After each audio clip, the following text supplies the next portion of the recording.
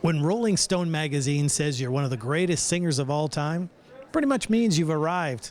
Paul Shaffer summed it up best when he said, Darlene Love is rock and roll. We're here in St. Catharines at the new Performance Arts Center. Let's go and meet Darlene.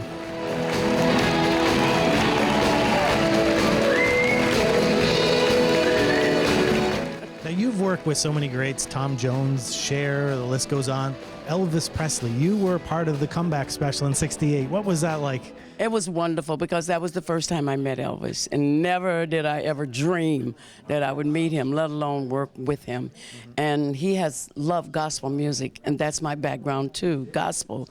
So we would do a lot of gospel singing, and we'd go get his guitar when there was a break, and we would do gospel. So he said, you guys have to be in the video too. And because we were just going to do the singing in the background. But he let us have a part of the gospel segment of that special, so we were really excited.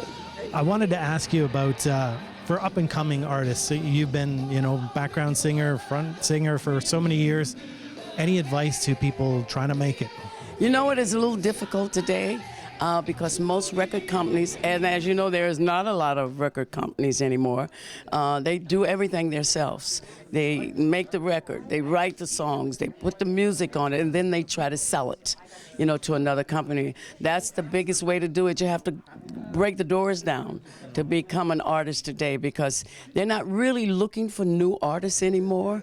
They're having enough trouble keeping the ones they have, keeping them out there working, and having hit records with the older artists. Because there's a thing, like I'm probably the oldest person that, I usually tell this on stage, that Columbia signed. They said they have never signed anybody over 20 years of age. I said, well, you did this time. Programming and marketing manager Sarah Palmieri told us about some of the events coming up in the next couple of months. Well, we're really excited to have an abundance of events really in December. We just opened, but we're chock-a-block full. Coming up in the next few weeks, we have a really great theater company called Edge of the Woods Theater with a really endearing piece called Ralph and Lena. After that, in the big hall in Partridge Hall, we have Louise Petra, who's most known for her role in Mamma Mia in Toronto and on Broadway.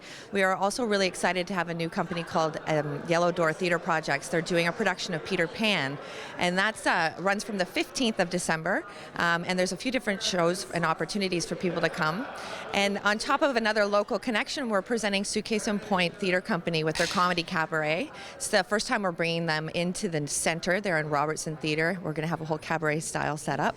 We're really excited. With our hot ticket membership program, we have the ability, and one of the perks benefits of membership is that we have our Bring a Friend for Free program. So we've just announced that. So there's abundance of shows that people can come to and buy our ticket and get a ticket for a friend or a family member to come and check out. It also makes for really great holiday gifts and stocking stuffers.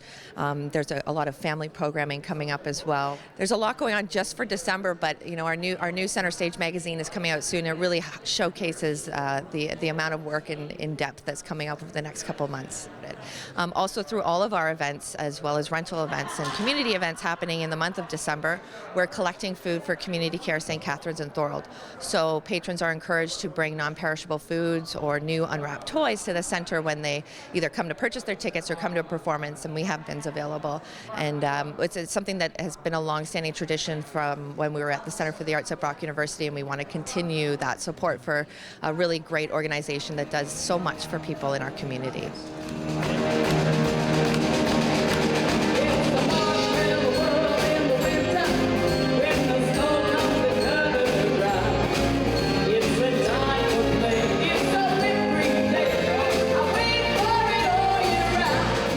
So I wanted to ask you, Darlene, I mean, it's been a tradition. This is Christmas time. Yes. Since 1986, you've been performing on the David Letterman show. Yes. You retired this year. Are you going to go to his house? No, I'm going to be out on the road. He said that we were going to all go to his house and on his front lawn and just start singing it. If I could find Paul. Yeah. It started out at a club in New York, The Bottom Line. I was doing a show called Leader of the Pack, and Paul Shaffer was playing Phil Spector in the play. And he invited Dave down to see the show. And he heard the Christmas song. And then he goes, the next night on his show, "That's the greatest Christmas song I've ever heard. We need to get her on this show." And of course, we thought that was going to be one time and one time only. Then they called the next year and the next year. I said, "You guys got to give us a little more time." You know, they'd give us like 3 or 4 days notice. The Performance Arts Center's only just opened, and we've already seen big acts like Darlene Love. And as Sarah said, there's more to come. So go online, get to the box office, and get your tickets now. Reporting for The Source, I'm Bob. He's a Rebel Romeo.